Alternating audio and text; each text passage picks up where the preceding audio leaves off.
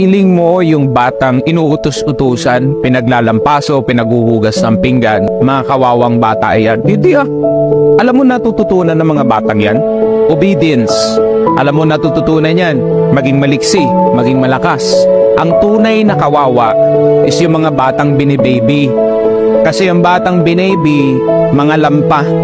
Mga batang binaby, mga iyakin yan. Mga walang alam gawin sa mundo. Paglabas niyan sa puder ng kanilang magulang, sasabihin ko sa ito yung mga batang to, mga batugan, tignan mo.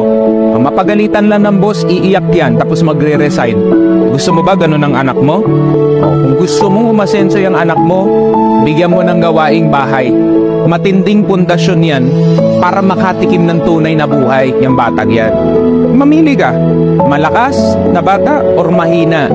O ikaw, kapwa magulang ko, ikaw ang pipili niyan. Bibihin mo, lampay ang anak mo.